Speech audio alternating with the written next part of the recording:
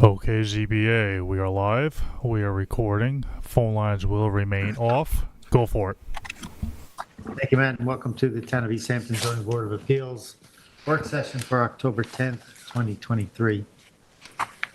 We have post-hearing decisions. We'll get going with, read the first one in the record. The applicant is Ruth Lazarus and Michael Felberg at 196 Marine Boulevard, Amagansett, Suffolk, tax map number 300-176-2-7. The size and location is 12,000 square feet at 196 Marine Boulevard, Hampton Dunes, Lot 28, map number 4694 in Amagansett. The description is to demolish the existing 1,992 square foot residence and associated structures and to construct a new 22,560 square foot two-story residence with 331 square foot of patio, approximately 630 second floor decking, 220 square foot of swimming pool with fencing, pool equipment with enclosure, a new IA sanitary system, gravel driveway, trash enclosure, walkway, and associated structures on parcel of land containing beach vegetations, dune land, and freshwater wetlands. The relief sought is a natural resources special permit pursuant to section 255-420 of the East Hampton Town Code, and 9 variances are required for this application.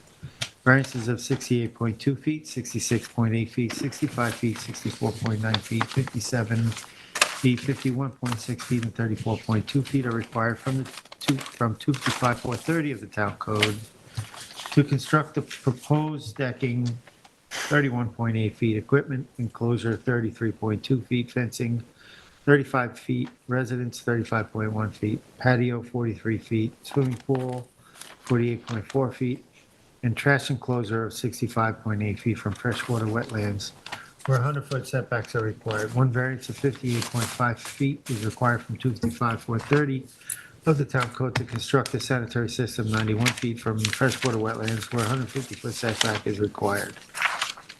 One variance of 27.5 feet is required from 255-1110 of the Town Code to construct a proposed trash enclosure approximately 2.5 feet from the east and front yard lot line, where a 30-foot setback is required, and any other relief necessary. The zoning district is B, residence, AE flood zone, elevation 10. The secret class is type 2. And this is in member McGivern's, so we'll read us off. So the hearing was held August 1st, and the record was kept open, and then with the further extension, it was closed September 15th. The survey we're referring to is by Saskis, dated June 16th, 2022.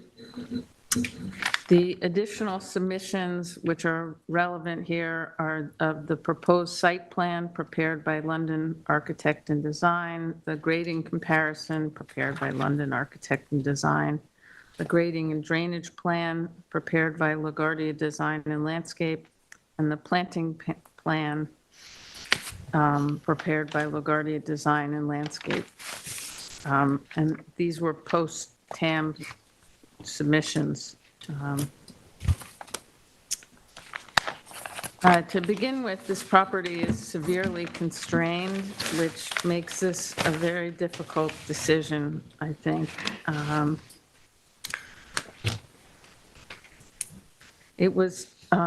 It's been before the board 4 times. Most recently, a 2022 application was denied, essentially for being too aggressive, in a word.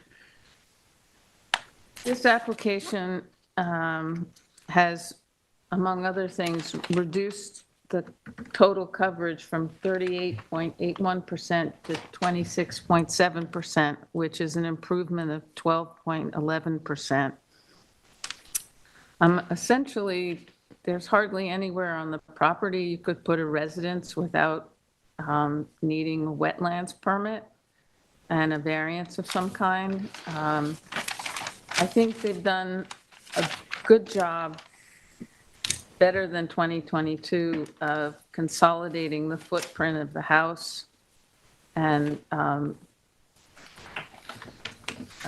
improving the proposed setbacks, in many cases doubling and tripling the setbacks, which is an improvement, and including that they have to, but they're going to put in a new IA system, which improves the property. They put in a smaller pool. They've condensed the stone patio.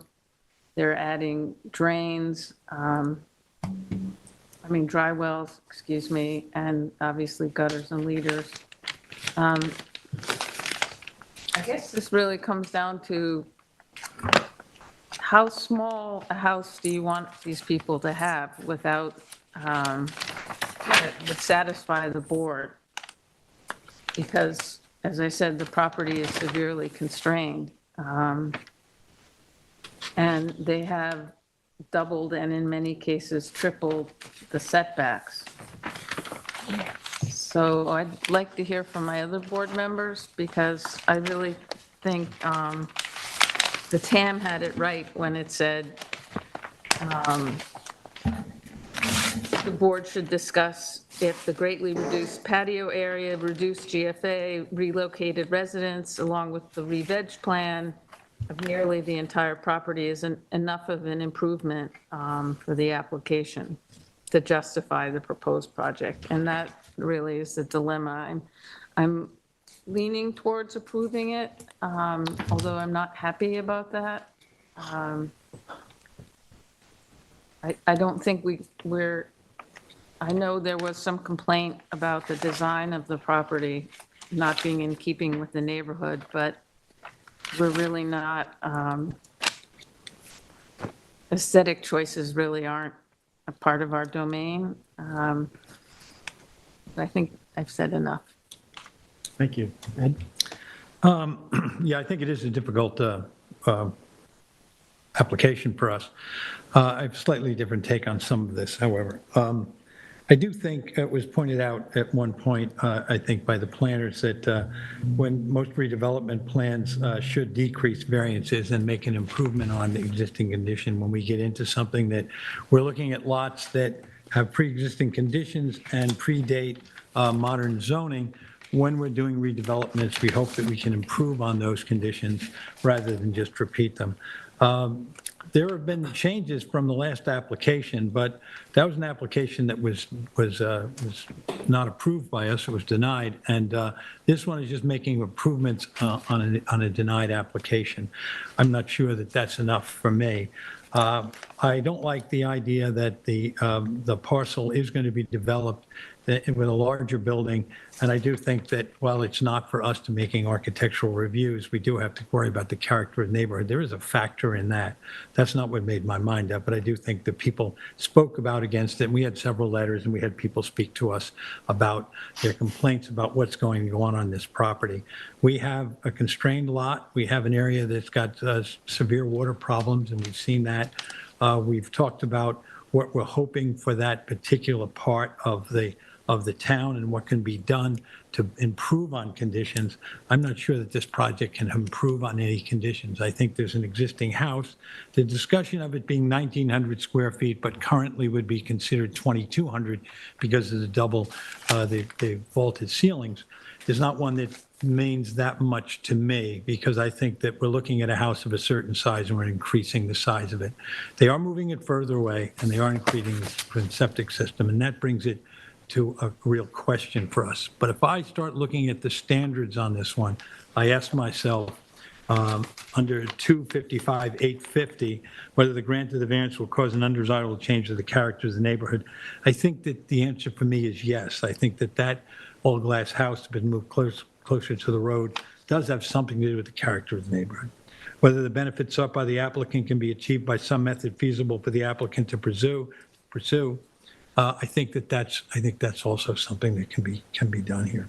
And whether the grant of the variance will have an adverse impact on the physical and environmental conditions of the neighborhood, I think that possibility is yes. I think there's a possibility that the house of this size is going to cause more damage than what we had before. And then under 255-551, one, is there an alternative reasonable use for the property? Does it exist? Is it possible to come up with something that is smaller in scale and perhaps less damaging. I think they made a very good case for the fact that they've moved it further away and that we have a septic system. These are positives. I'm just not comfortable with the size of the project here, and I think that in terms of, as far as the standards that we're asked it to raise to here, I'm not comfortable approving this project. So while I'll agree with Member McGivern that this is a tough call, it was one for me that I thought, given the nature of this particular piece of property and properties in this area, I'm not comfortable with this, so I'm looking to deny the project, Mr. Chairman. Thank you. Denise? Well, I do agree that, this was a difficult decision to make. But the way I begin my process when I deliberate or look at an application is I look at the size of the lot first. And then I see if is the lot area sufficient for the proposed project? And is there enough environmental protection? The NRSP standards that are put in place are to maintain the character of the dunes and the wetlands. So what is appropriate for this site, which Member McGivern brought up, given the constraints of the property? And we should be striving toward reducing variances, not increasing them. But when you really look at this application, the variances are very substantial. 68 foot, 66 foot, 65 foot, 64 foot, 57, 51, 34, 58. I mean, and this house, yes, the history of this house, which I looked into too, the parcel was created as part of a 1966 subdivision prior to the adoption of zoning and NRSP regs in 1984. But when those regulations were put into place in 1984, they were made so that the lot size and development could be more restrictive. So what brought me to my final resolution was, the question comes to mind, if this was a vacant lot, would we approve this based on what we now know in terms of protecting the wetlands and dunes in this area? And in 1966, we didn't really have an understanding of the importance of the wetlands or the surrounding environment. Now, recommending an IA system is a benefit that none of us can dispute, but it should be used to mitigate appropriately sized development. I actually did listen to the hearing again, because I really wanted to double check and make sure how I felt about this application. It's very difficult for me to deny an application. Mr. Santalinsky went on at length about what was being reduced, but still was never really able, in my opinion, to address the magnitude of the variances, and which are for an NRSP. I mean, the smallest variance, which isn't an NRSP variance, is for the enclosure bin. He actually said during his testimony that he is complying with zoning board NRSP standards, which sort of confused me. The existing house is already 2,200 square feet.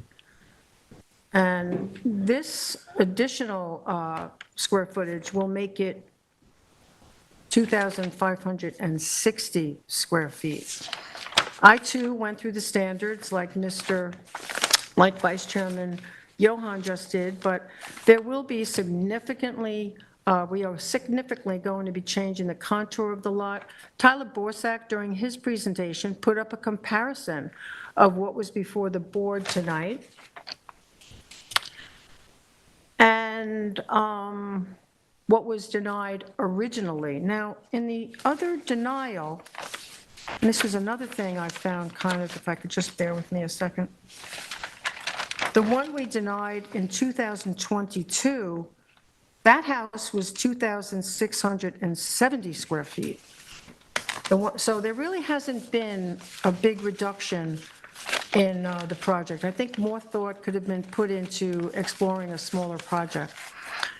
Jack Hasid, a neighbor, addressed the board. He had, very severe, he was very concerned about the visualness of this huge structure and how it will create an undesirable change in the neighborhood. Spoke about the number of houses in the area and now how this could be precedent-setting. Jane Mehring appeared as well, noting that this is not a scaled-down version of what was originally denied. The visibility and scale, mass and scale, will affect the character of the neighborhood, and approval will have a tremendous impact on the neighborhood. These are 60% variances.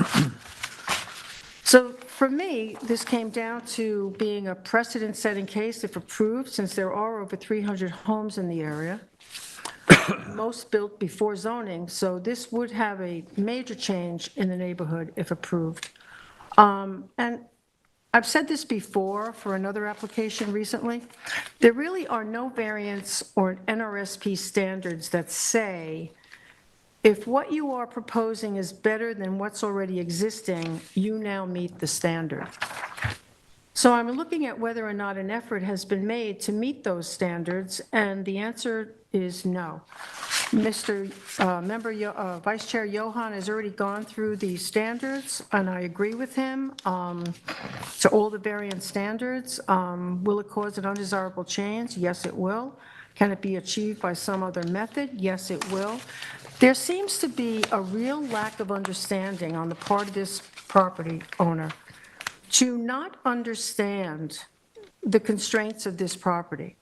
We all feel that everybody has a right to, there's a house already there, and nobody is denying the fact that they don't have a right to build and have a property, but I do think you have to meet the standards that are outlined in the Natural Resource Special Permit Code, and on every level, this application does not meet those standards. These are some of the biggest standard variance requests I've ever seen since I'm on this board, and for these reasons, I'm denying this application in its entirety. Okay, thank you. Terry? What did anybody leave out?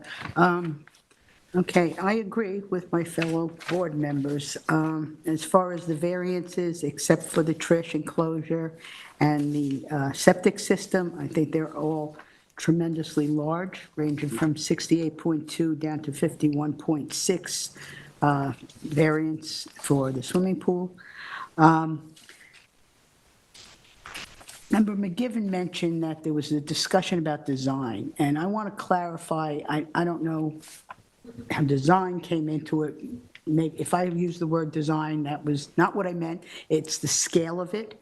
Again, we're going back to 255, 551. It's the scale of the project overall.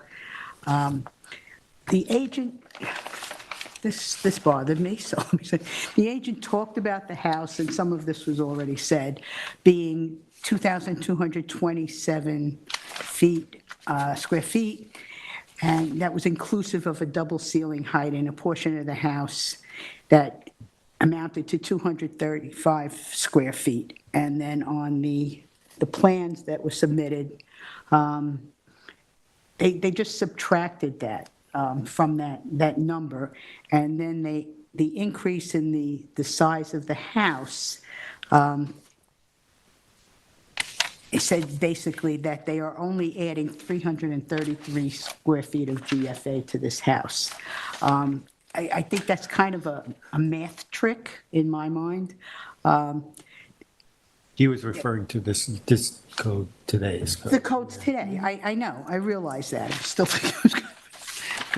So effectively, though, if you go for the 1992 GFA, they're actually adding 568 square feet of livable, habitable space in this house, which therefore, creates the possibility of a higher density of use on it. It's that scale that is bothersome to me. I think it doesn't meet the natural resource standards. As far as I don't necessarily think it's an undesirable change in the character of the neighborhood as a whole, because that neighborhood, as discussed at the hearing, there are large houses along the other side on the ocean side of Marine Boulevard. But I do think that it can create a detriment to the other properties, which is also part of that. And going, regarding that, I won't repeat everything everybody said, but Jack Hassett, one of the neighbors, there's Jack Hassett. Give me a moment. Oh, he's at 186 Marine, and he presented, along with his letter, he sent us photos dated July, from a flooding on Exhibit B on July 16th, 2023, showing the flooding at 196 Marine Boulevard in front of that house, and in the road. I know some of that was from the road, but it clearly was quite a shock to see that. Not a shock, we know it's common, but, and then another photo of his property about a week later, which still shows standing water that he says partially comes from this problem in the neighborhood in general, and some of it from 196. And I think that, he quoted 255-195, that's a violation to maintain conditions that cause permits, facilitates to adjoining properties, including public. Now, not specifically necessarily for that particular property, but all of these properties are such that they contribute to this. As more development occurs, it gets exacerbated. I think they could take some more square footage out of the house itself, and I think it does not meet the NRSP standards. The one thing I thought that was better done was the revegetation plan. I thought that was a decent plan, but not enough to make me approve this project. Thank you. I agree, this is a difficult decision, a difficult application. However, I am also in the camp of leaning toward approving it, and the reasons being is I think it's going to be tough. It was tough for me to get beyond the statement of the TAM, comparing the previous application to this one. I'm going to read it. He said, "The current application has gone through several changes which have reduced the potential impacts of the project both in the short term and the longer term.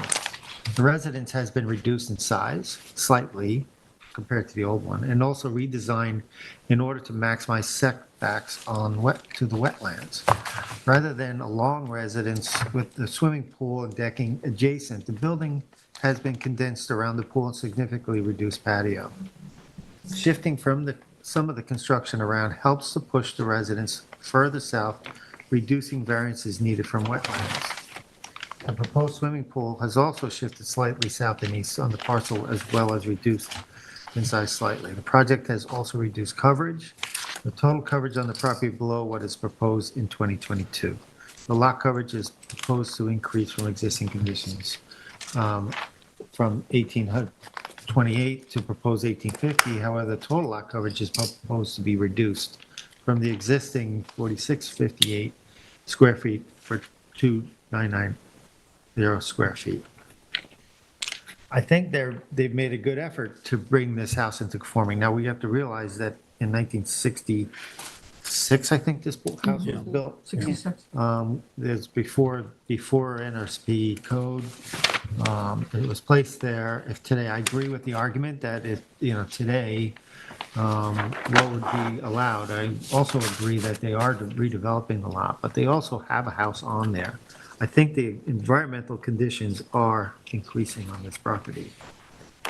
I also think in terms of character of the neighborhood, it is my opinion that the character of the neighborhood is going to be drastically improved here because of the planting plan. What we have is a dune environment, a dune landscape that is supposed to be there, that is not there. It's green lawn and landscaping, and what they're proposing in their landscape revegetation, in my mind, is going to restore the character of what was there to begin with.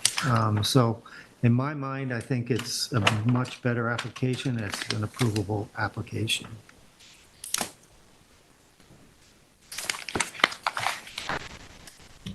Anybody else? I've already spoken. I've already said my piece. No, I'm done. Okay, thank you. 3-2, council?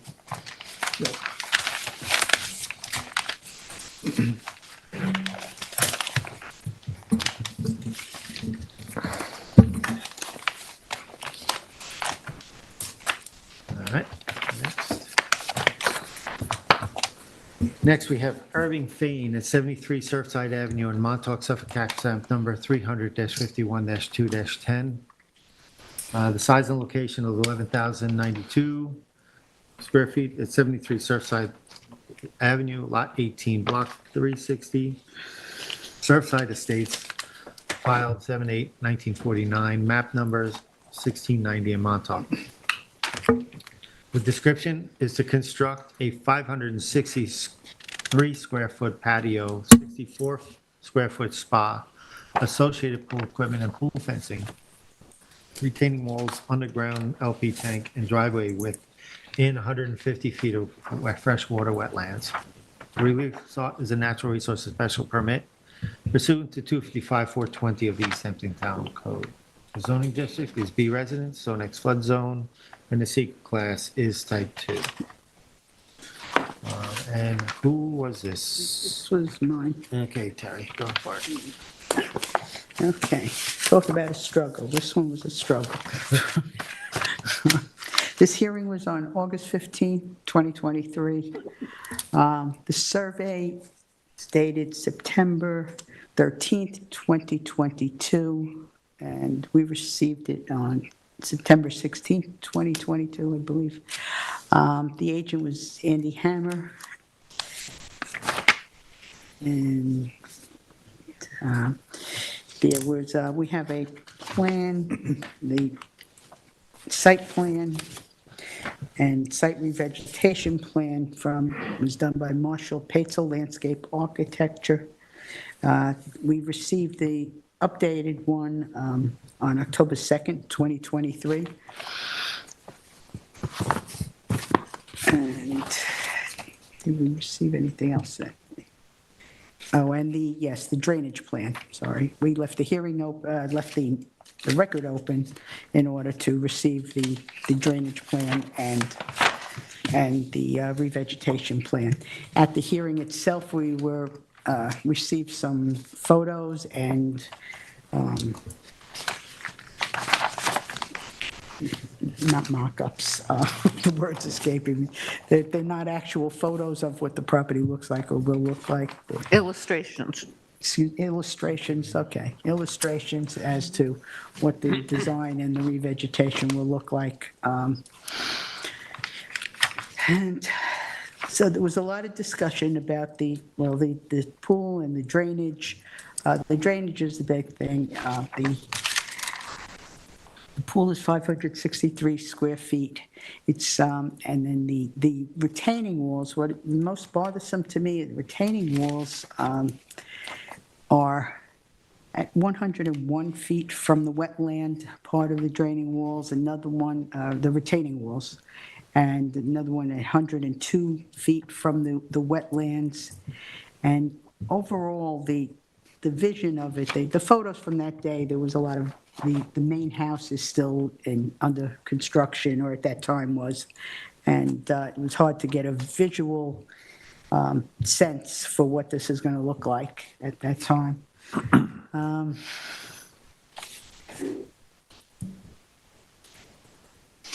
Andy Hammer, he talked about the fill in the dirt that was seen now, that's excavation for the driveway and the IA system. The pool was designed to meet drainage and setbacks, a series of retaining walls designed to contain the runoff and the stormwater. The slope of the property is 12% of the property, and his pitch that was that the terracing of the retaining walls and the dry wells will reduce that slope to 4%, and they are being designed for a 2-inch rainfall. We received the updated plan and the drainage, and that out. Also received on October 2nd of 2023. And in that, it shows there, in addition to the stormwater drainage plan, he's adding one additional dry well called Dry Well 3 to accommodate the area of the proposed pool.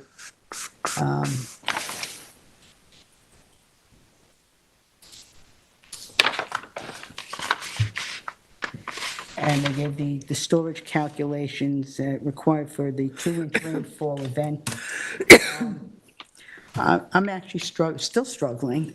For me,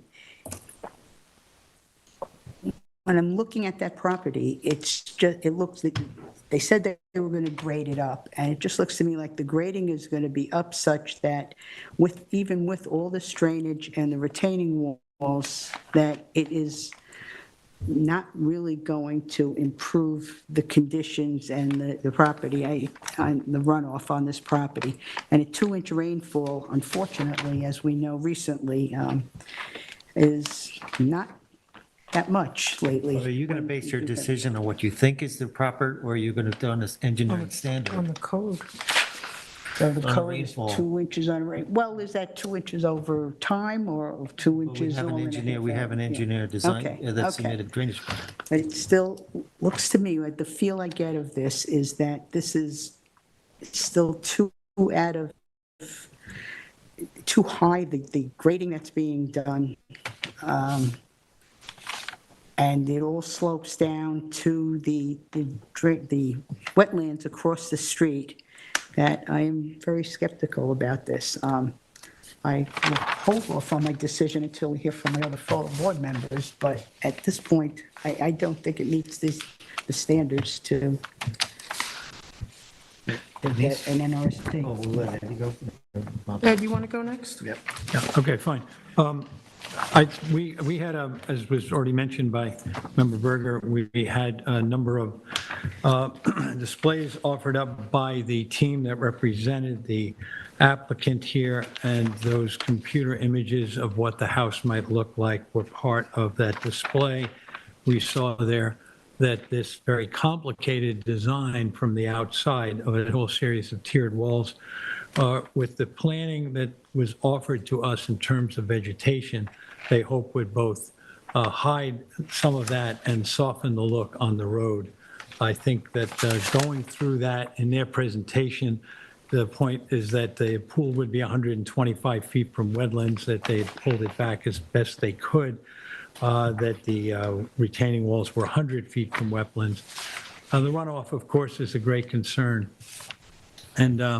And talking about this slope of drainage, we spent some time questioning both the representative of the applicant about the drainage, the runoff, the amount, where these drains would be placed, whether or not enough water could be diverted. It was brought up again tonight by Member Berger that any sudden thunderstorms might be the kind of thing we'd worry about in such severe conditions. I do think, agreeing with the chair on this, is that what we have to look at is what are engineering standards. If the engineering standards need to be changed over time is one thing, but right now we're offered that if someone comes in front of us with a program that'll divert a 2-inch downfall, that we would accept that as a reasonable solution. With that in mind, a lot of what was here and the way in which it was explained, there are some trench drains, there are some drains going to be at the top of each tiered wall. These retaining walls, we questioned what the look of the retaining wall would be aesthetically for the neighborhood. Would they be left rough?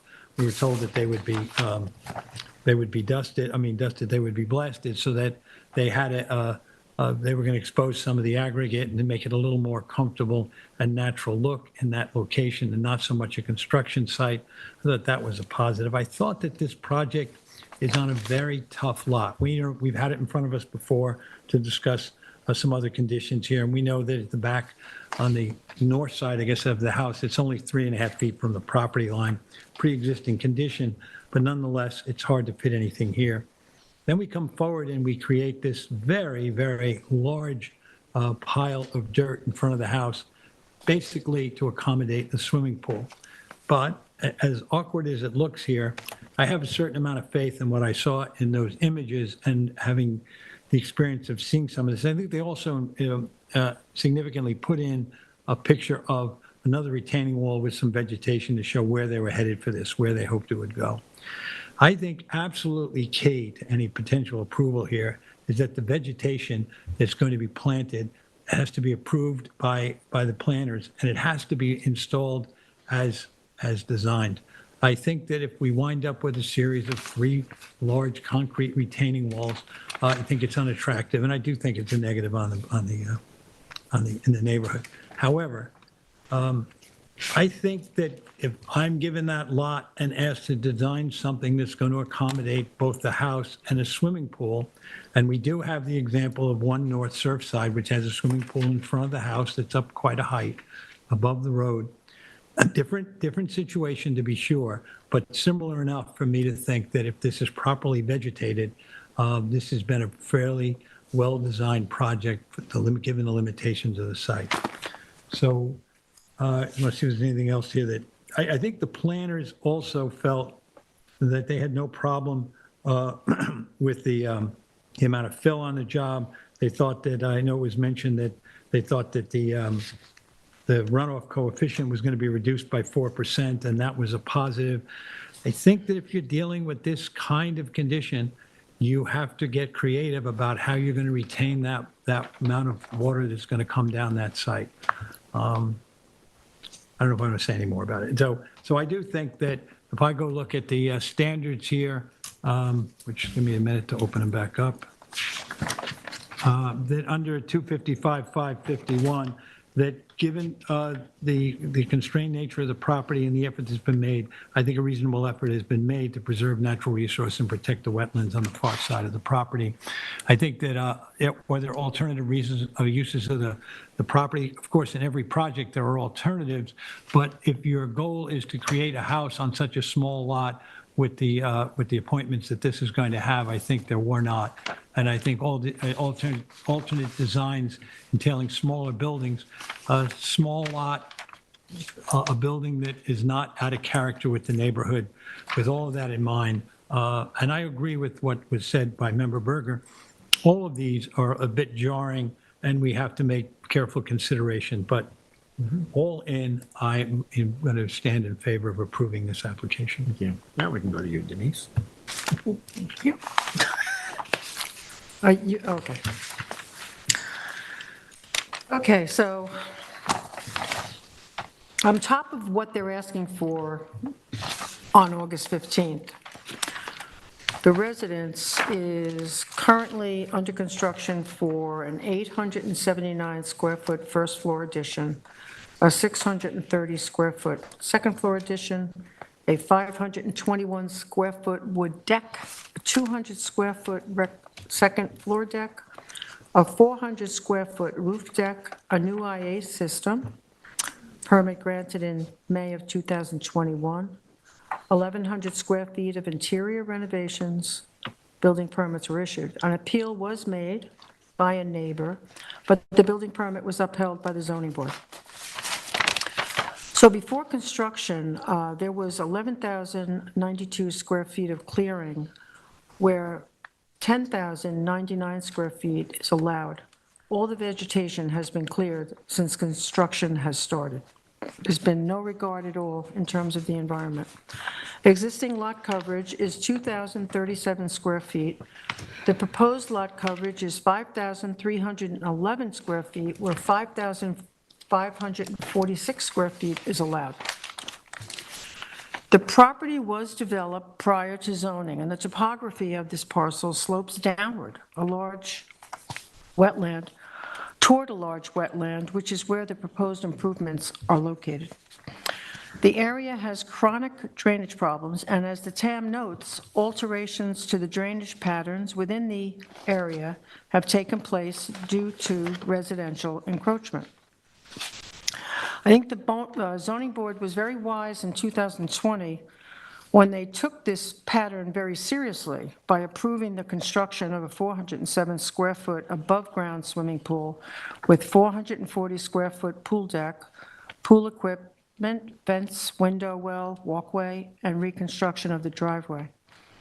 I agree with planning, and I think that the proposed swimming pool and the retaining walls will alter the topography of the property and further exacerbate the flooding problem that exists in this area and be an encroachment on other people's properties.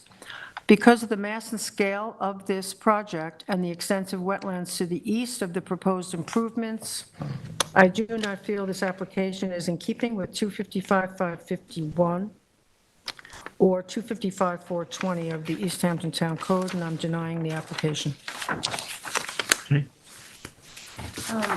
I read the TAM somewhat differently, and I agree largely with Member Johann's description of the project.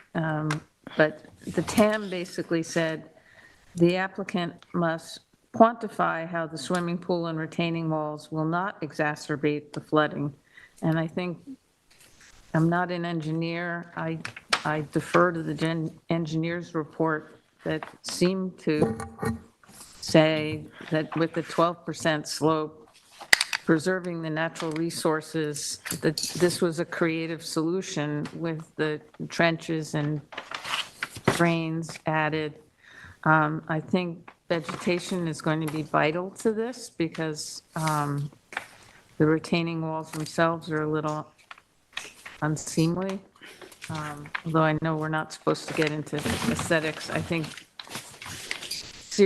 a serious vegetation follow-through should be put in as a condition, and I don't see it in the conditions listed in the TAM, so I would add that to my response. I think with vegetation and with all the drainage that they've supposedly built into this, that the flooding may actually not disappear, but improve somewhat. So I'd be inclined to approve it. Thank you. I also agree with approving this. I'll say that right up. Just a note on the drainage plan that was in the engineer's design. This is an extensive drainage plan, and I'm glad this zoning board requested it be done. But on their number one's notes, it says storage volumes calculated based on the town of East Hampton, section 223 is 3A, stormwater collection system specifications, right? So it's not more, Okay, it's we not, got that so part. we got that. This is an extensive, and I'm going to say it's going to be an expensive drainage plan. They've done a really good job designing it. The retaining wall retention, water retention is done well. I think, and again, this is an NRSP. There are no variances requested on this from wetlands. And I think they've proven to me that they do meet the variance standards. And I think this drainage plan seals it. Thank you. Okay, so my final comment.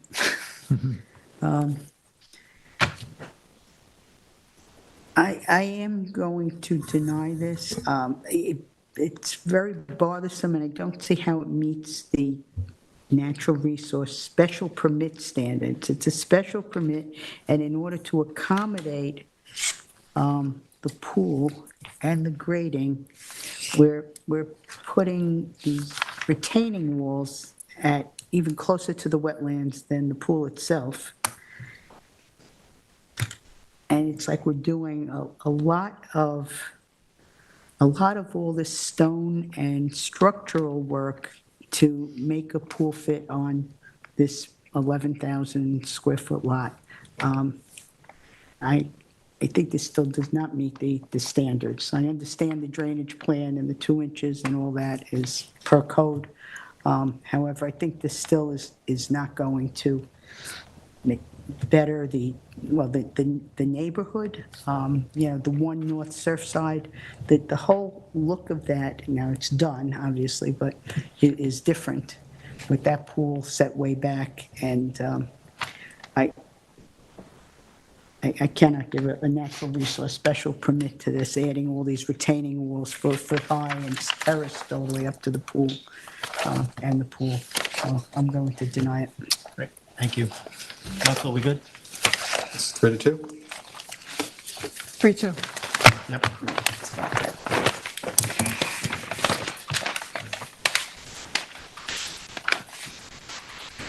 We have Adam Rosenti at 124 Mulford Lane in Amagansett, Suffolk, tax map number 300-106-2-4. Size and location is 6,526.66 square feet at 121 Mulford Lane, Amagansett.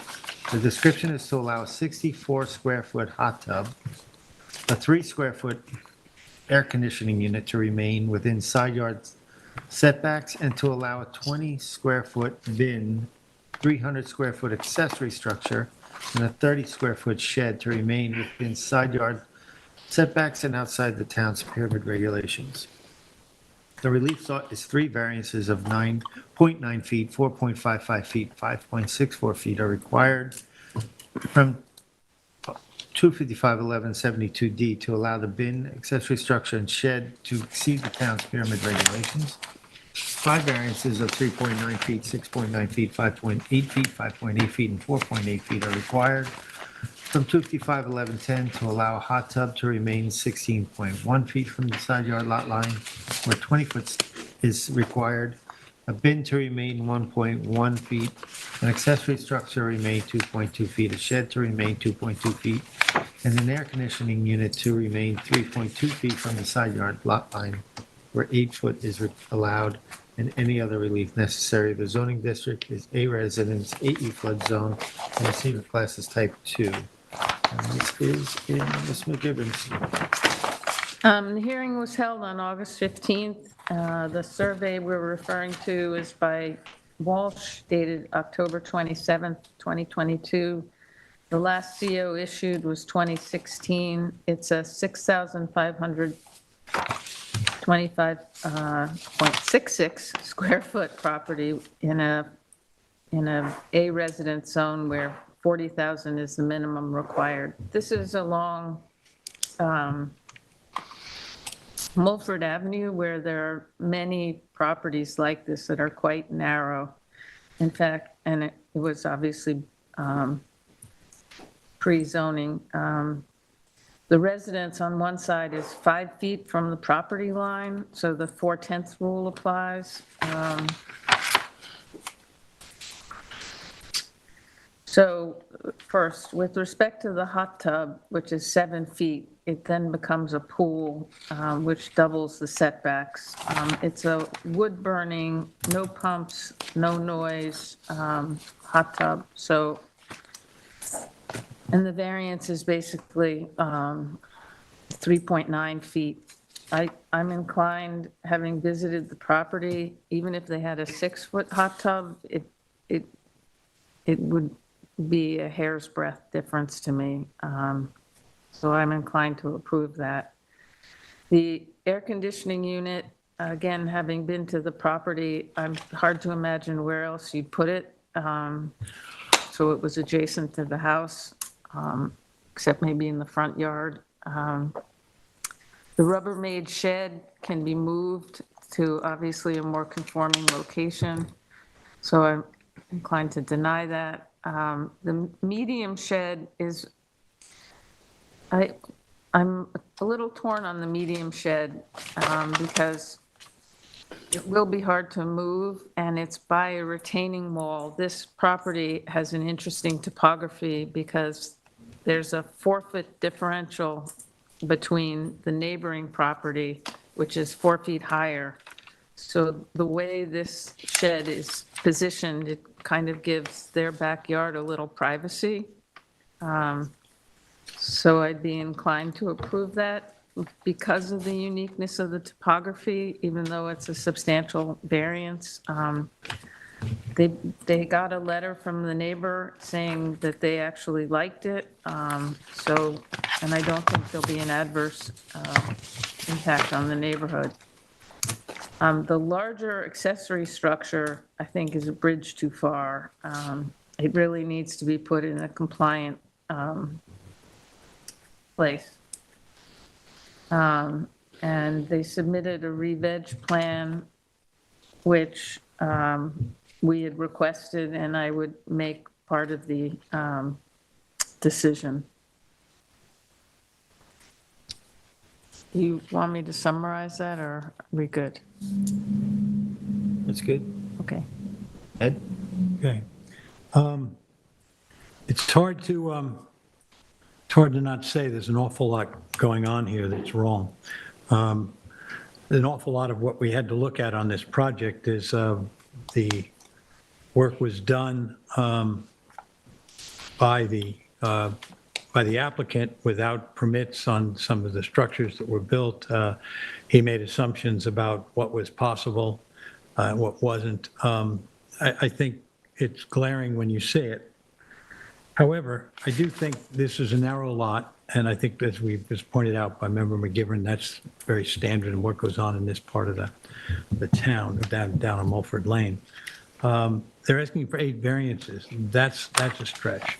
Let me go to what she finished up with here before we go back to the main sheds, and that is, I'm in agreement on both the air conditioning unit and the hot tub. I'm not sure that at this point moving them is going to be significantly in any way help the environment. And I think on that narrow lot and the conditions under which they're set, they're not really a problem. I also agree that the rubber storage shed can easily be moved and should be moved. It comes down to talking about these 2 larger buildings. Everything here for me has to do with that change in elevation, the 4 foot from one property to the other. So we do not look lightly on requests for pyramid variances, and we have one right here that's significant. We also know that we can't be allowing people to put a building on their property line.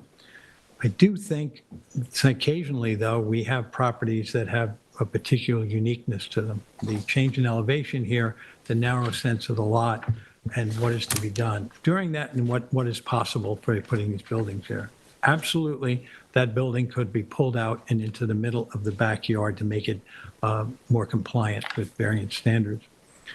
We did also ask, though, at the meeting about the gravel in the backyard, which was all on a previous C of O. We determined that both gravel in the front and the backyard were on previous C of Os, so they could not necessarily be asked to be removed, but would the applicant be voluntarily willing to talk about revegetation in those areas, removing some of those? He was quickly compliant that he would.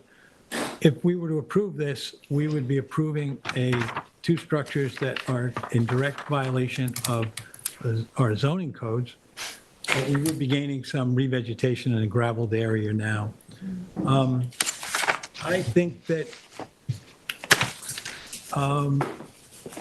it's uniqueness of the property. I'm going to approve this, even though we regularly do not approve sheds on that so close to the property line. I just think that this is the combination of where it is and what it's about. I don't take into account the neighbor's letter because the next neighbor might not think so, but I do take into account the idea that the way in which it's set is really not much of a detriment to the next door neighbor, and I think that it does probably provide some protection, yeah. So I'm willing to listen to what the other board members have to say, and I was surprised at myself that I would come to this conclusion after the hearing.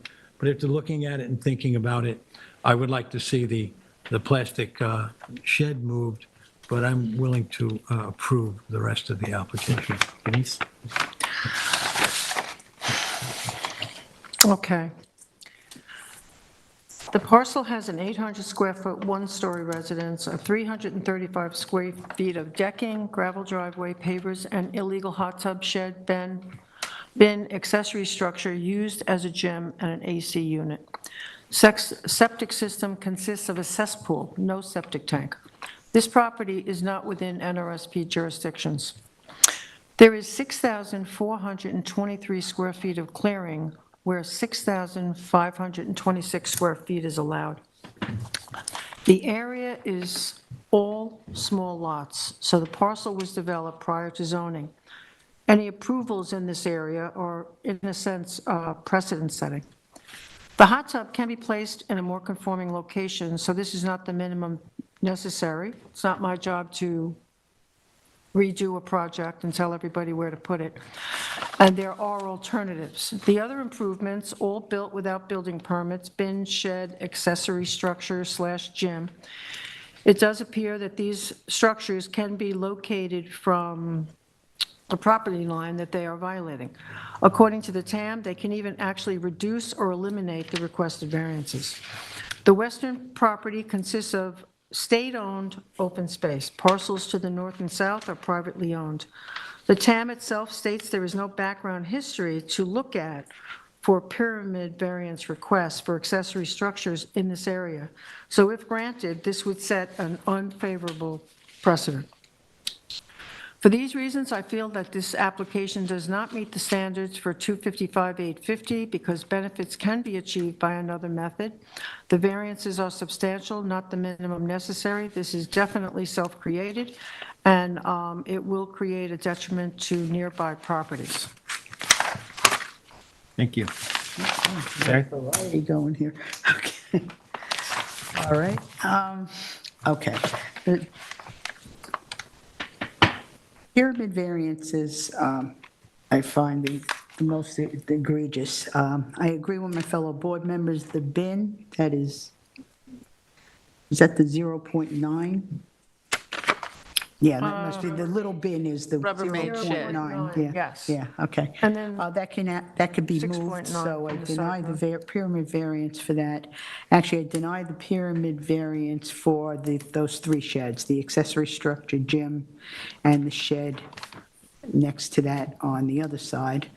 I will approve the AC unit, the variance for that from the side yard. And on the hot tub, I was considering, as Joel, who's the agent, explained the type of hot tub, I am going to approve that variance. It's 3.9 feet, I believe, right? Yes. Yeah, okay. I will approve that variance.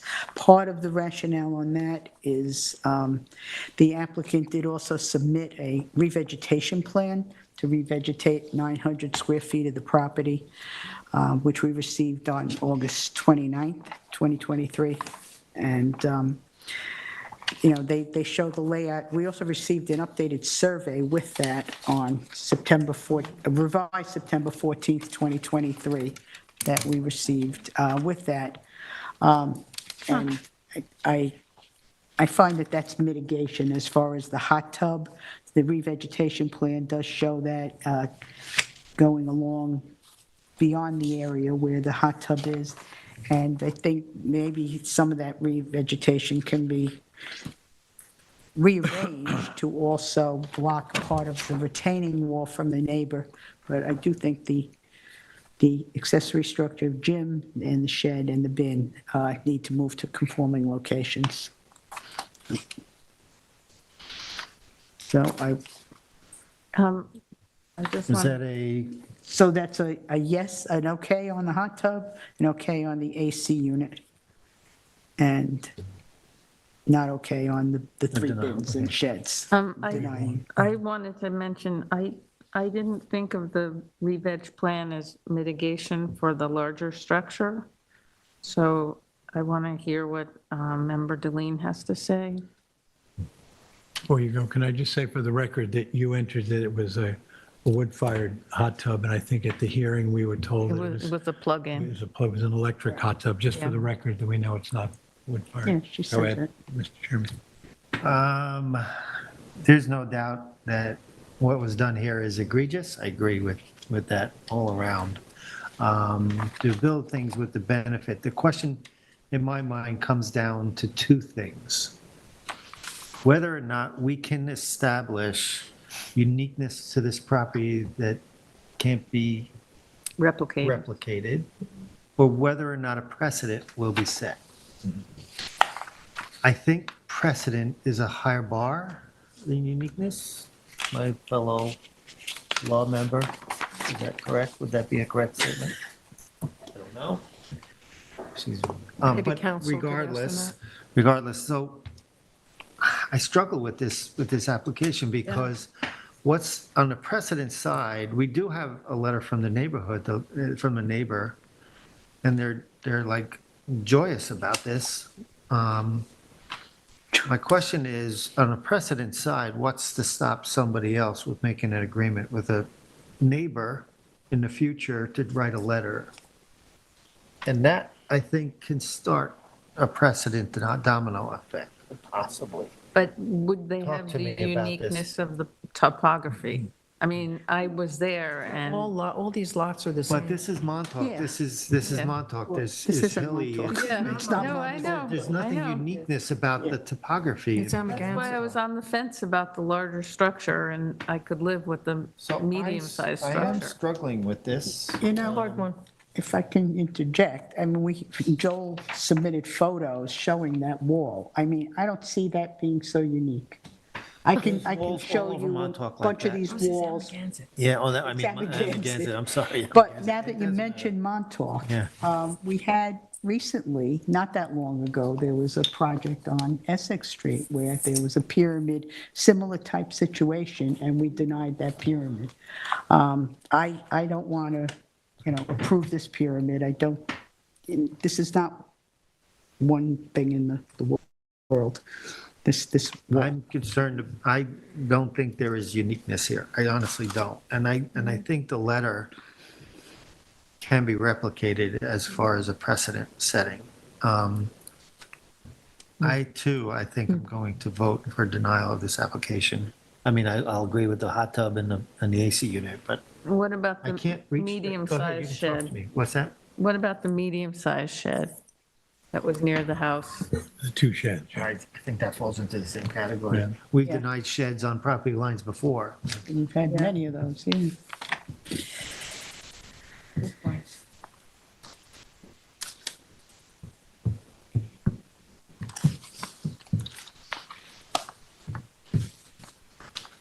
I wanted to approve it, but it just, I can't get Yeah, beyond I that. know. Why I said the larger structure was a bridge too far for me, but I thought the medium one was, Well, for me, I think when I kind of struggled with this, like Roy is doing, this area has, these are very small lots throughout this whole area.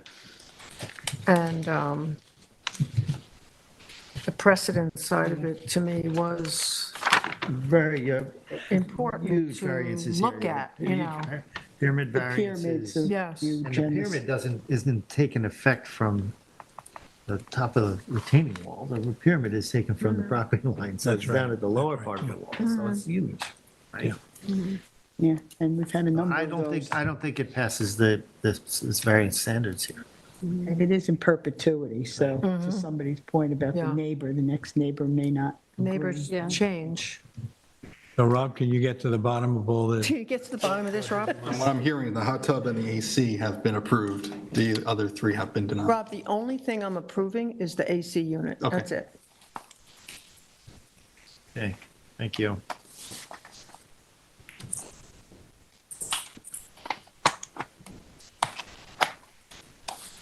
Next have Manham, And East do we Hampton. need the revegetation plan would have to be approved by planning? Yeah, I would approve the re-veg plan. yeah. But can I just add one thing? If we're denying the large accessory structure, they may need to submit a new re-veg plan? Well, they can, it goes around, you've seen the Goes plan, they around. just, you Oh, I want to look see, at the I plan see. again? Never mind. I mean, it can be I modified. Withdrawn.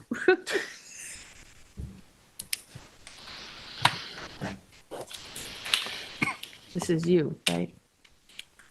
Right? Yeah. Yeah. Next, we have Manham, East Hampton LLC, 64 Beach Lane, Wayne Scott, Suffolk tax map number 300-200-2-16. The size and location is 67,650 square feet at 64 Beach Lane, Wayne Scott.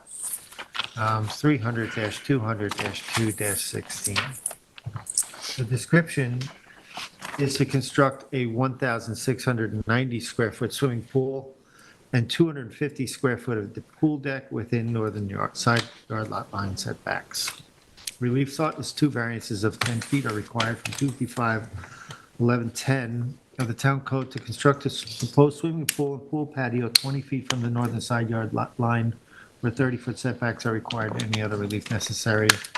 The zoning district is A2 residence, Zone X flood zone, and a secret class 2. This was in my area, so I'm going to leave this off. Second.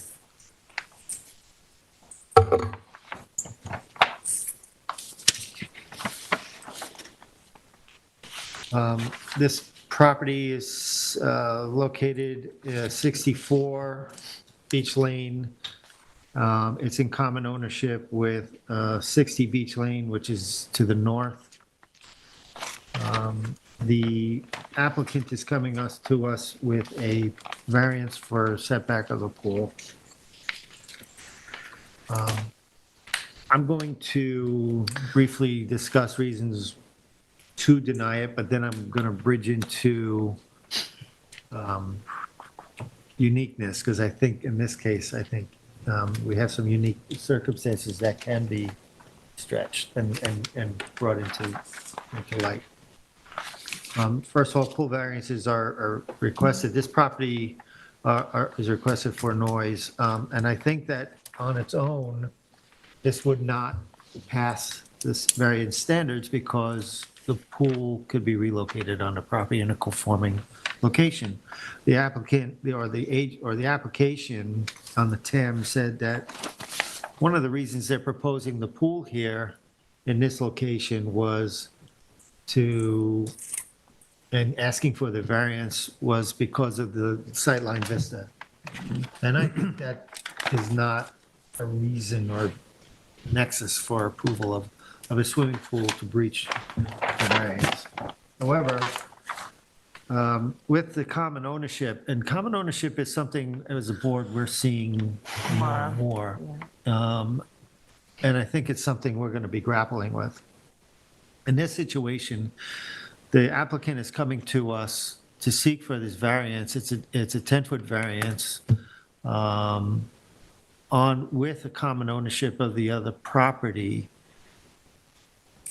contingent on the fact that the pool on the other property be removed and this pool be placed there, also contingent on a covenant on both properties that would require that if one of these properties were to be sold, this pool would have to be removed and put into a conforming location. Normally, if we have an associated property, that would be beyond our purview because the application only deals with this property. However, I think that in common ownership here, I think it's not a stretch to say that we can condition this approval, if you will, on those covenants on both properties. Council, does that make That's true. reasonable sense? Yeah, it's been done before with other. So with that, I think that I would approve this application based on the uniqueness that is established, that the applicant established on this property, conditioned on the covenants set on both properties as requested. Who wants to go next? I will. Okay. I've got much of the same with one small variation thought pattern here. This pool could be moved 10 feet and there's not a problem. Just move it 10 feet. They don't want to move it 10 feet because they see how it's going to juxtapose to the lot next door and how that works out more comfortably for them in the future. They are going to take the other pool out. They want to see them both there. When you talk about once we have these, as was pointed out by the chair, we have some coming in front of us, mutual ownership. Of course, one sells and then what's the other one before we discuss the covenant? So what happens then if one lot sells? So when we get these in front of us and saying, well, I own both lots, Today you own both lots, you might not tomorrow. So that's something that we have to take into account. Without the discussion of whether or not the covenant is enough for us, there is no basis upon which we can approve this, in my mind. It's a very simple fix to move it 10 feet. To walk an extra 10 feet in the summertime, you're going to have to get used to it. That's what I would say. Covenant makes it complicated. I wrote down that night, and we were discussing it, and then after when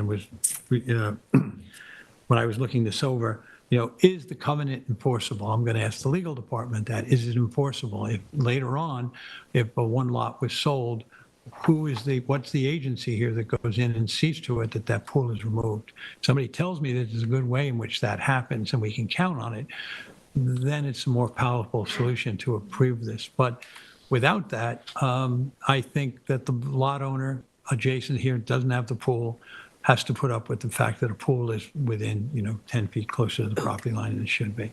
So I don't disagree, and I appreciate the chair's logic on how he reached this decision. And I would agree with that decision if we can be assured that this covenant is an enforceable covenant. I know it'll be put in place. I just wonder, what is the agency within the town here that tells us, okay, when that happens? I agree. I think we should hear from council what he thinks on That's all this I'm too. saying. And I totally agree with you. I think that in my mind, the covenant is saying this is not a decision in perpetuity.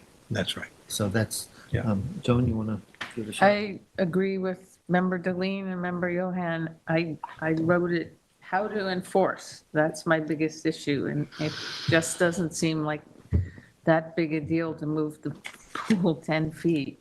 And then we don't have to worry about who's going to enforce this covenant because, I do some real estate law and I'm having trouble understanding how it would get enforced. So, So who's next, Terry? You want to go I next? can go next. I don't know, for me, it's a lot more simple. Me too. I think, I think it was clear in the TAM that the applicant, that there's sufficient space on the parcel to construct a pool, a structure which shouldn't significantly impact any visuals of Wainscott Pond. And the swimming pool is already behind an existing accessory building, which impacts views toward Wainscott Pond. And the additional 10-foot south will keep the majority of the pool between the residence and the accessory building and would have negligible visual impacts. I think the variance, there are alternatives. It doesn't meet any of the standards. It's self-created, and going back to the covenant, we're agonizing over a covenant that I don't think even should be put in place. This is, again, it's in perpetuity, and when one property sells, it sells. But I'm denying the variances for the pool and the patio, pool patio. Okay, is it a deck or a patio? this is, and there's pool deck as well. I'm just looking at what's being brought to us. If somebody comes here and offers a covenant or has other relief they want to say, I don't think it's our job to do that. I think it's their job to bring to us the best application they have, and then it's our job to see if it meets the standards of the code. So we've already said the parcel is in common ownership with the most impacted neighboring property to the north. There is more than enough room for this swimming pool to be constructed to meet setbacks. There was no reason to even come before us, and not impact or create negative visuals of Wainscott Pond. The survey, last revised 8/5/2022, clearly illustrates this. The TAM also notes that the proposed swimming pool is currently supposed to be behind an accessory building, which already impacts views towards Wainscott Pond. And all the applicant has to do is relocate the pool 10 feet south, and they'd remove the need for variances and not have any negative impacts visually. Swimming pools are wants. I've said this before, they're not needs, they are amenities. And in this case, the application was poorly planned and does not meet the threshold for approval, which I feel my job is to just look at the code, look at what they're offering, and see if it applies. I don't think it's my job to offer the town a covenant, or I don't even, I think that's really going outside of our own jurisdiction. I'm denying this application because these are substantial variances when there are conforming locations that meet setbacks. Whether the benefits sought by the applicant can be achieved by some other method other than an area variance. Yes, it can be met and meet setbacks, eliminating the need for variances. This is absolutely self-created. This property was purchased in 2017, and I would think the applicants would have been completely aware of the setback requirements. So the alterations can be made to this project to better meet the town code, and for these reasons, I am denying this application. Council, do you have any input on to the board, whether or not, I think the issue is are the covenants enforceable? Do they remove the perpetuity of the decision? I would say that, as the board probably knows, starting January 1st, the town is going to be requiring updated CFOs for all properties upon transfer. Covenants will be filed, and the town will have copies of the covenants, and they should be marked on the building history permit card.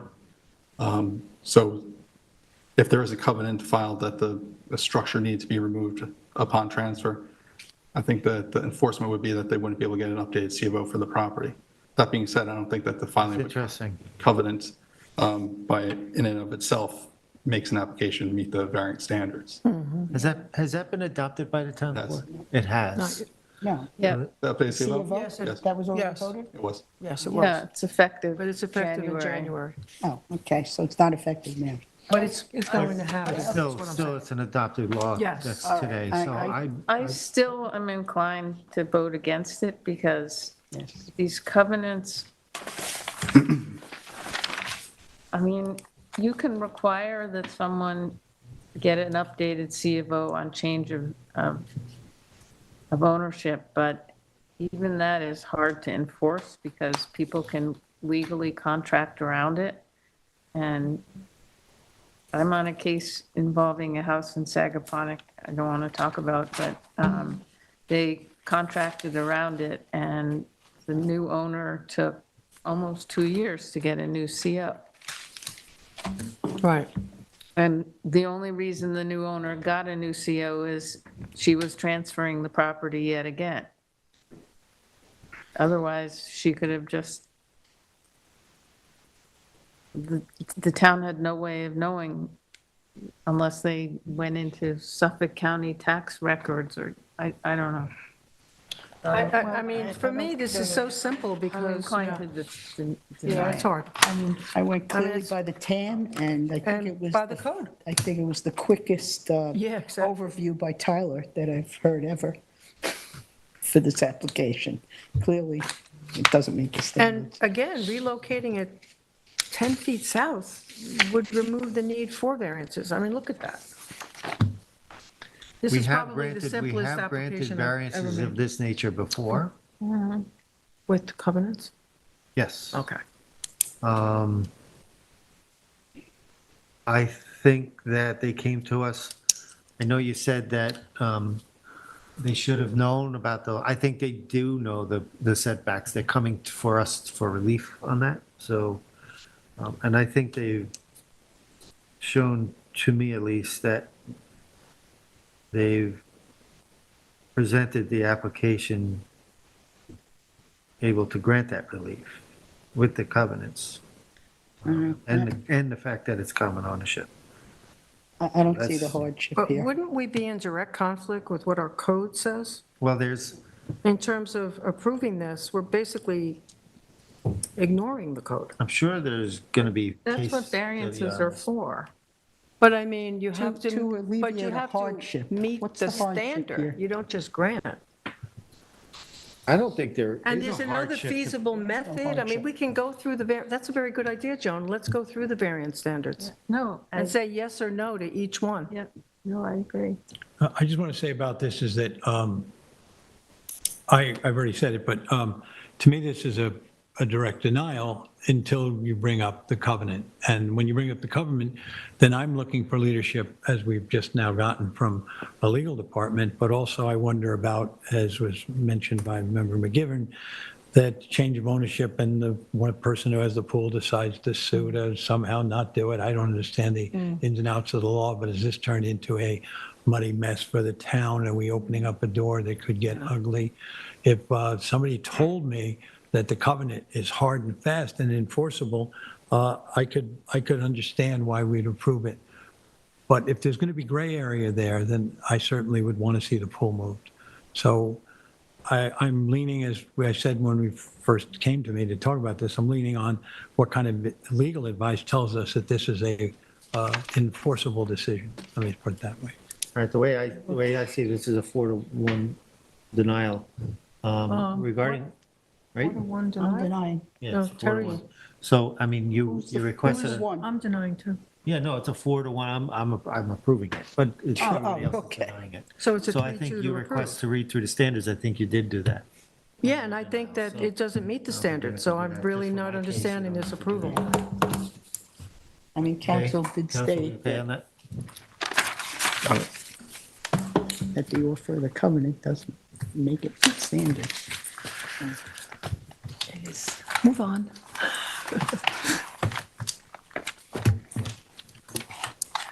Who's next? Mine were out of order. Tug of here. war night. I'm not sure we're having fun yet. We're all doing our job, Roy. That's right. Next is Chris Poley at 54 Firestone Road in Montauk, Suffolk, tax map number 300-17-2-34.1. The size and location is 39,994 square feet at 54 Firestone Road, Montauk, 300-17-2-34.1. The description is to relocate, renovate, and add to the existing residence, creating a 2,585 square foot residence with approximately 1,194 square foot of decking and covered porches, approximately 3,000 square foot of clearing and revegetation, and to connect it to the existing IA sanitary system on a parcel of land with dunes, beaches, and wetlands. The relief sought is a natural resources special permit pursuant to 255-420 of the East Hampton Town Code is required for this application and any other relief necessary. The zoning district is A residence, Zone X, flood zone, and the secret class is type 2. And whose was this? This was mine. I thought so. That's it. Go ahead, Terry. Okay. All right, this hearing was on September 26, 2023. The agent was Joel Halsey and Andy Hammer. The plans we had were from MSA Murdoch Solon Architects dated 12/2/2022, received 12/20/2022. And then we did get an updated sheet A100 subsequent to that, dated 2/15/23. The survey was Twin Forks Land Survey, last revised 2/9/23, that we received 2/15/23. And that's the one you have up there, right, Tyler? Okay. Yeah, so this application is to, demolish, but also move the current home that is in place. The property is overlooking Fort Pond Bay in Montauk. And there's a current one-story frame dwelling that a couple of years ago had an approval from the zoning board to redo the roof and some other work. That work was done, and then subsequent to that, there was the owner had an OWTS low nitrogen sanitary system installed for the original house. So the applicant is proposing to move the entire house landward, and in moving that back, is also proposing a larger home. There was a lot of discussion about the sanitary system, I guess, whether it had the capacity to handle the load of the new home, and we did get a letter from Studio AB that we received on September 23rd. I thought there was an authorization or a statement that it does in fact meet the qualifications to use the existing septic system for the new home rather than require that it be moved further landward, which would be more of an issue. This project, I think this project is a good project. It eliminates the nonconformity of the house from the wetlands. The existing house today is 33 feet from the wetlands, and the new house will be outside of 100 feet from the wetlands. And the sanitary, as I said, was upgraded. They did that when there was no public water initially to this location, and then public water was brought in, and that's when the homeowner did the septic upgrade. It's going from 2 bedrooms to 4 bedrooms. The sanitary, it was approved by the Studio AB letter dated 7/30/2023 regarding the septic that was handed to us at the hearing. And that does meet the qualifications for that. And they are also offering to revegetate over the current existing structures once that is demolished and moved back to the new location. They are also offering a scenic easement over the entire west side of the parcel, and a 50-foot buffer to the freshwater wetlands, which are on the southwest. Tyler, get my direction right. Southwest part for the buffer? Show us where the buffer. The west, generally just the west. West, okay. So I think overall, this is a good project. I think it does meet the NRSP standards. Let's see what else.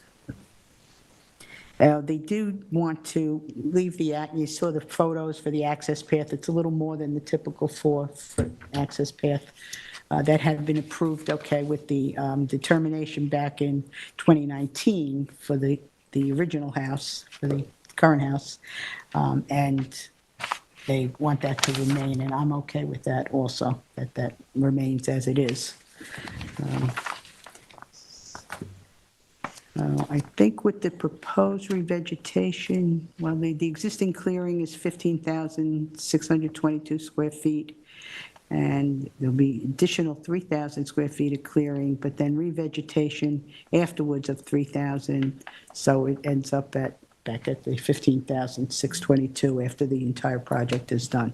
I feel this is also a good application. I think Joel said great, but it's pretty good, and I'm approving it. Yeah. I'm going to agree right away that it's a good application. There are several things here that were important. Obviously, what we as the board and the town tries to encourage retreat away from wetlands, away from shorelines. This is a 75-foot retreat. It's a larger structure. We're going from a 900-foot structure, and we're increasing it significantly. But it comes back into a conforming area, and the addition or the agreement to create the scenic easement on the west side of the property is significant.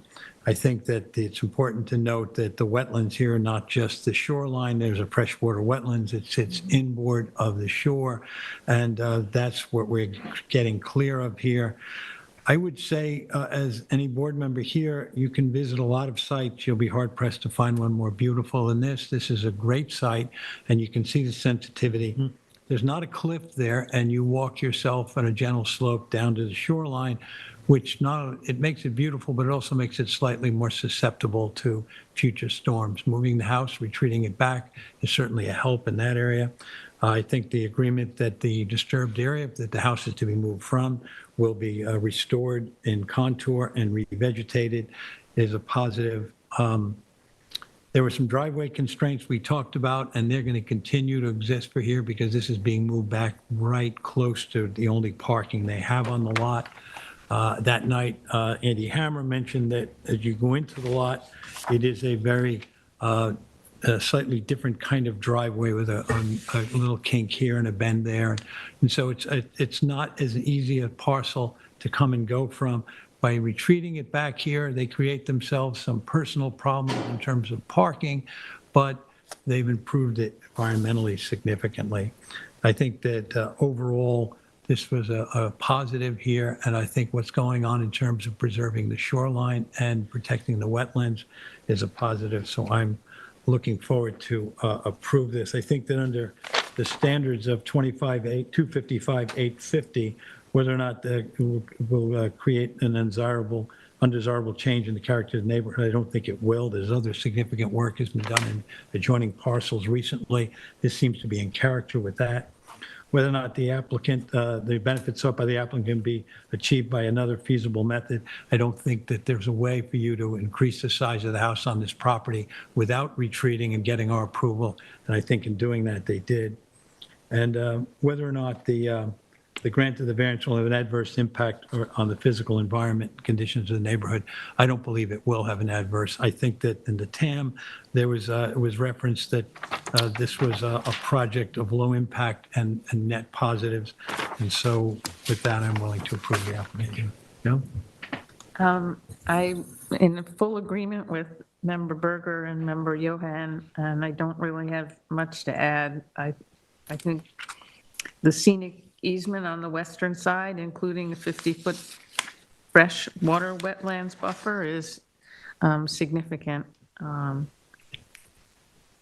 terms of mitigation that they're offering. Thank you. Denise? Yes. I think what stands out for me in this application is the relocation of the residents to meet the 100-foot wetland setback, which is also improving and eliminating nonconformities, which reduce environmental impacts. A scenic easement being established 50 feet landward of the freshwater wetlands is also a major plus for the property. This scenic easement is on a Planning Department sketch dated July 10th, 2023, and should be a condition of approval.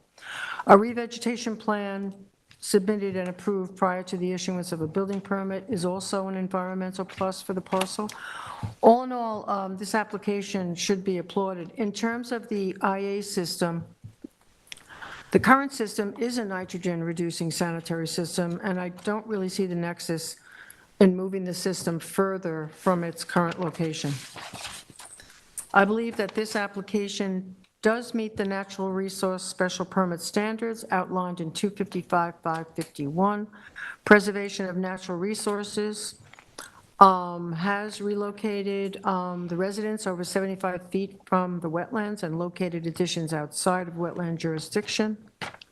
Alternative reasonable uses are not determined to exist.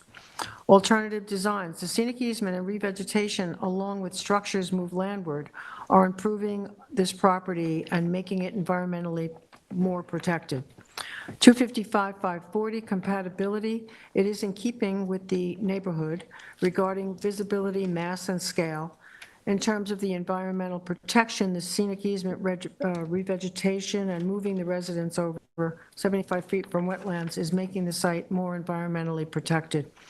I think for all the reasons stated, I am approving this application since it does meet the threshold for the NRSP standards. Thank you.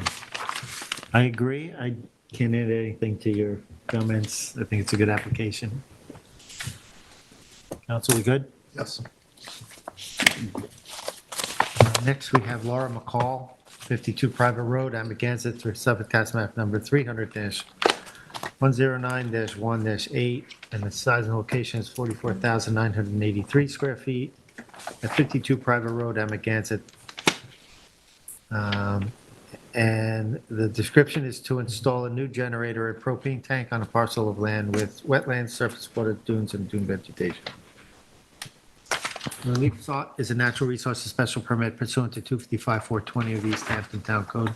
And one variance is required for this application. One variance of 23 feet is required from 255-440 of the Town Code. to install the generator 77 feet from the dune crest where 100-foot setback is required and any other relief necessary. The zoning district is A residence, AE flood zone, elevation 11, and secret class is type 2. Member McGivern, once again. I'm inclined to approve this application. I wanted to note that although a generator can sometimes seem like a luxury, this is in the Napeag area, which is beautiful but very vulnerable to storms. The property had just received a CO for the house they constructed, but for some reason, the generator and the propane tank hadn't been dealt with. I wanted to underscore that the generator is actually needed for powering the IA system in the event of a storm outage. And I agree with the TAM's comment that overall the proposed structures are in close proximity to the existing improvements on the parcel and do not appear to have any significant impacts not already associated with the existing use on the parcel.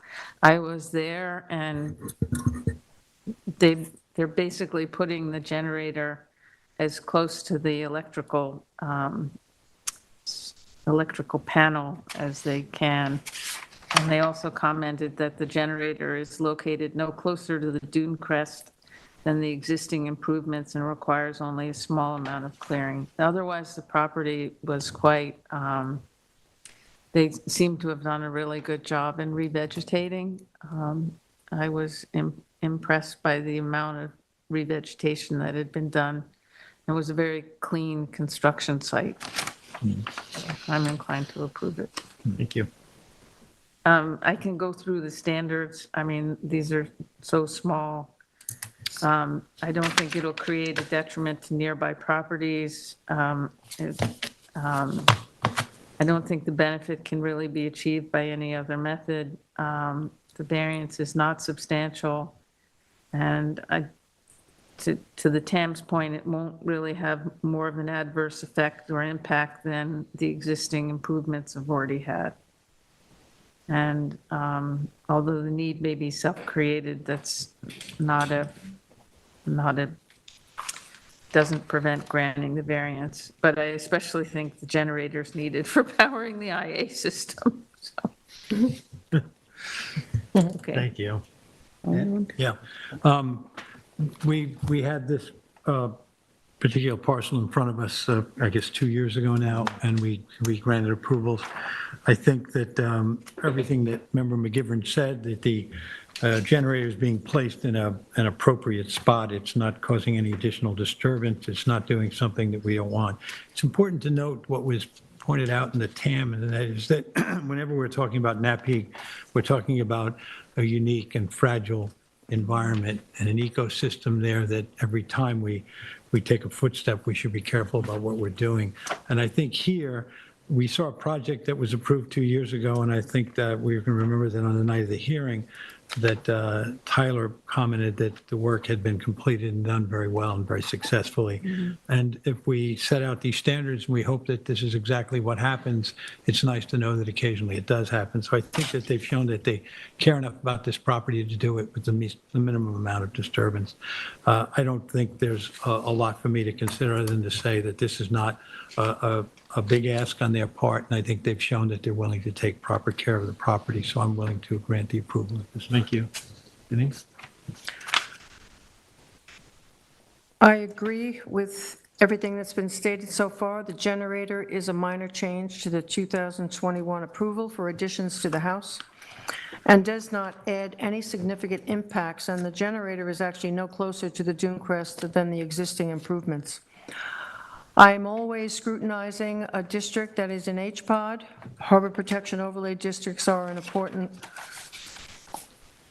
districts in this town, but the work will require a very small amount of clearing along with a revegetation plan after the installation is complete. So that satisfies the code requirement. I do feel that the threshold has been met for approval, and the application meets the standards for variances in 255-850 and demonstrates compliance with 255-551 of the town code and is eligible for a natural resource special permit.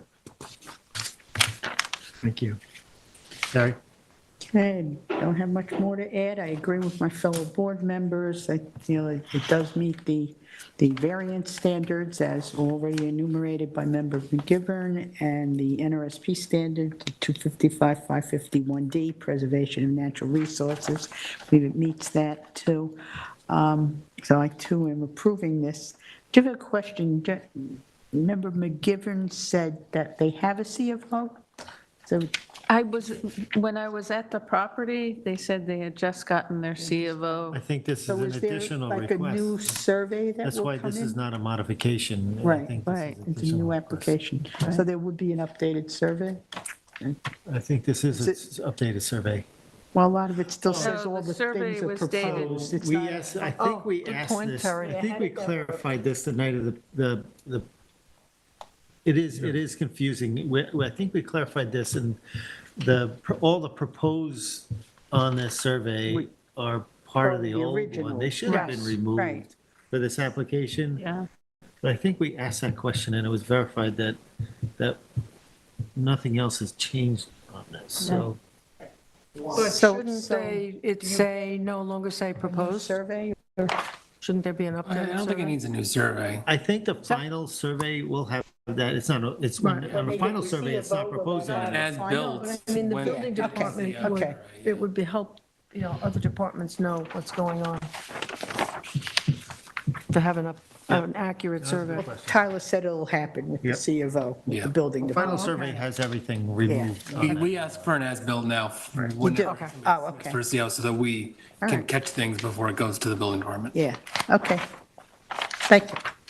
That was a good question. I agree, I have nothing else to add. Next, we have Jennifer Redmond at 17 South Breeze Drive, Lot 4, Wainscott Hills, Suffolk Tax Map Number 300-156-1-6.4. Size and location is 40,053 square feet at 17 South Breeze Drive, Lot 4, Wainscott Hills, filed June 5th, 1981, Cedar, map number 6987 in Wainscott. The description is to allow a pool patio to remain 20.9 feet from the western lot line, where 30-foot setback is required. What we've sought is a variance of 9.1 pursuant to 235-1110 of the East Hampton Town Code to allow a pool to remain 20.9 feet from the western lot line where 30 foot is required. The zoning district is A5 residence, Zone X flood zone, and the secret class is type 2. This was in my neighborhood, so I'm going to kick off on this. The hearing was held on 10/3. It's a recent one. This is a property, if you remember, where the pool is in the backyard. It is a sloping property from the main house. There's terracing, retaining walls. The pool is down low. It's a heavily wooded property. The lot is almost like a pie-shaped lot. On the face of it, it looks like the variance request is large. However, because of the shape of the lot, well, let me go back to how the conditions started. There was a permit issued for the pool. At that time, the deck was not really anticipated, although the owner anticipated eventually putting a deck there. The pool contractor did not coordinate with the deck contractor. They were not asked to coordinate, so therefore the deck did encroach. I think because of the shape of this property, the angled property, it's only a tiny portion of the corner of this deck that is broaching. It's not as if the entire line of the balcony, of the terrace is reaching. So I think it makes the request a de minimis request. And I think it does meet all the standards. I do not think it's going to affect the neighborhood or environment, anything like that. I think it meets the variance standards, so therefore I'm going to approve the application. wants to go. Denise? You want me, okay. I agree. Pretty much going to repeat what was just said. I think the uniqueness is the shape of the property, and it really is just a tiny portion of the deck that's encroaching. The only other concern I always look at is a water recharge overlay district, but in this particular case, Everything, all right. the total lot coverage is 6,952, where 16,000 feet is allowed, and the total clearing on the property is 10,751, where 15,000 square feet is allowed. So that's just not even something you would bring into question. I do believe it meets the standard. It does appear large when you really look at it, but it's really a 9.1, but the uniqueness is the shape of the lot, and again, it's only a tiny portion of the deck encroaching, so I do feel this is in compliance with 255-1110 of the East Hampton Town Code, and I approve the application. Thank you. Terry? Okay, I agree with my fellow board members, but it's a slate patio. Is that, when we say deck, I was thinking wood decks. Terrace, I'll call it a terrace. I always call it that. So That's my- patio. That's my bad, And Terry. it is a pool patio on the description, so. But I have it I right too here. agree with my fellow board member that it meets the standards, and, you know, alluding back to the uniqueness, it's that one corner of the patio that encroaches on the setback. Thank you. Ed? Yeah, I'm going to agree with what's been said already. Two very minor points, and that is that there was the support of the neighbor in the south side, the one who would be most affected by this. And I asked the question how far away it was, and we were told that the existing residence for the neighbor was more than 150 feet, upwards between 150 and 200 feet. There are factors in whether or not noise would be a consideration over this very small, as was pointed out, de minimis request. So I'm going to approve it, just agreeing with my fellow board members and what they've said. Joe? I agree with my fellow board members and don't have anything to add. Next, we have extensions of times. We have Wanzelak at 8:20, no, we have to go to, I'm sorry, we're missing Christine Murphy and other decisions. Christine Murphy at 257 East Lake Drive, Montauk, Suffolk Tax Map number 300-13-1-13 and 19. This to modify an August 26, 2022 determination to reconfigure the entry stairs to the basement patio and deck. Tyler, you want to brief us on this? Sure. So Maybe the you board, can blow that up so we can see that a little. maybe- sure, I'm going to zoom in on exactly, Yeah, assuming maybe when you exactly. guys the remember area. this or. Yes, we some- do. Yeah. Yeah, so the board may remember this, that this was originally denied. It went to a settlement. The board ended up approving it with a bunch of conditions for a bunch of work. There was an original approval, and then more work had been done than was beyond the scope of what the board had approved. And then the settlement was reached after that denial. What they're in for now is very minimal amount of work, ultimately. It's really focused to this area right here. I can pull up the original, I think. Wait, it's back further. Oh, it's on the main house? Yeah, along the, so there's the main house, then there's like a pool, and that's all out of jurisdiction. The work that's been done is up here close to the, on the water side of the house. This is what's there today. It's a patio with a cellar entrance and some stairs. Very, very minimal changes from what they're proposing, which is to essentially cut back a lot of the patio, just put some pavers in, change the stairs a little bit in the basement entry. It's actually further away slightly. You can see this line here is the existing line. This gray line is the existing line of what is this patio.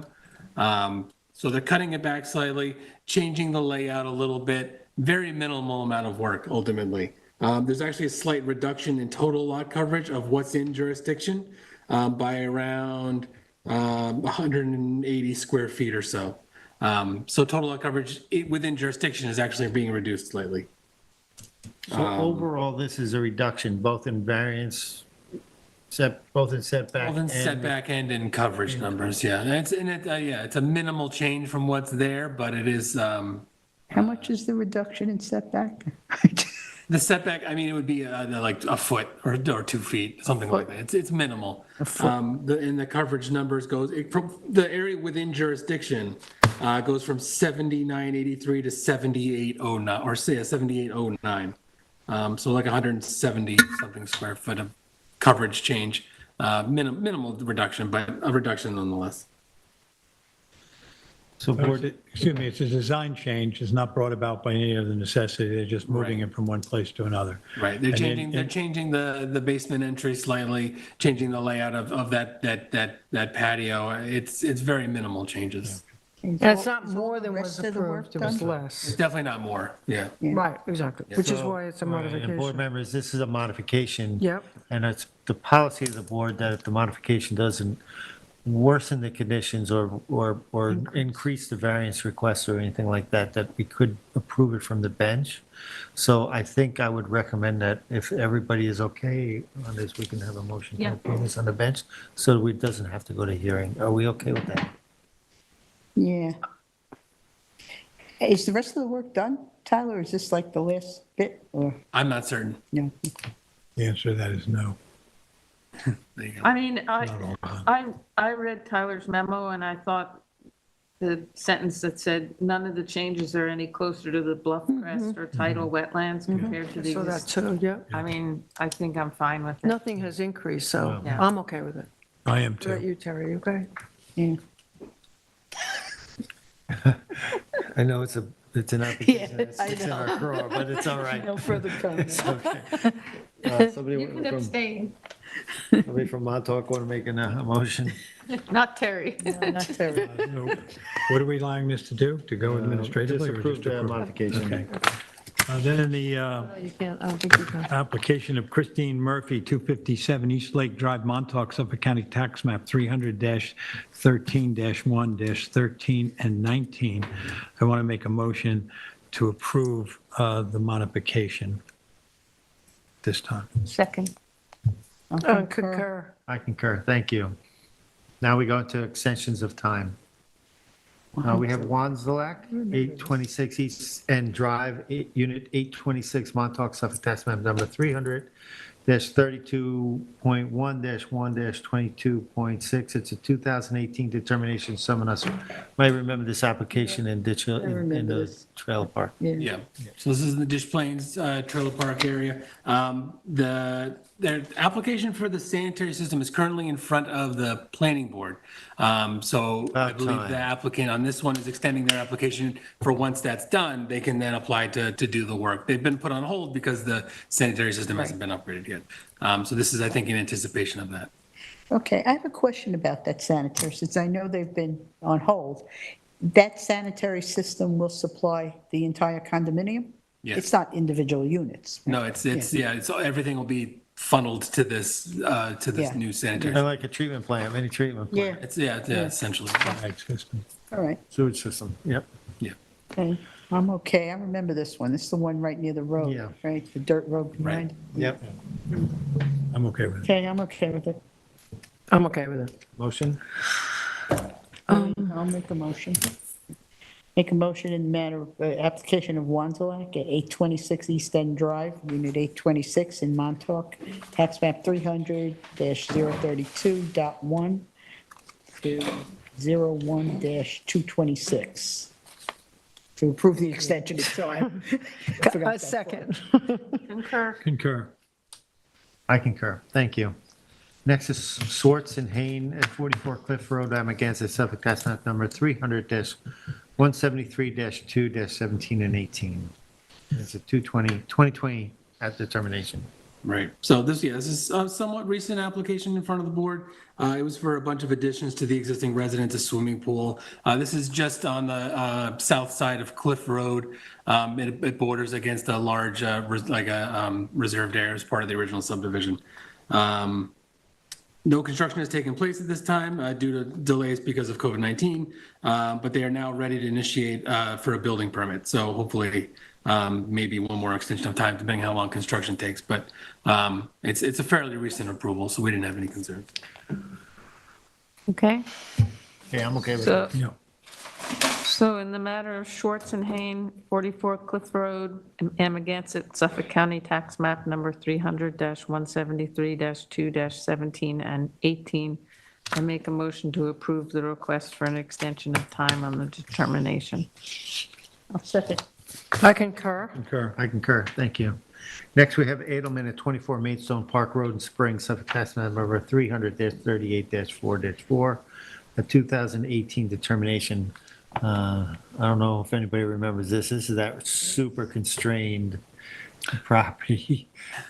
Yeah.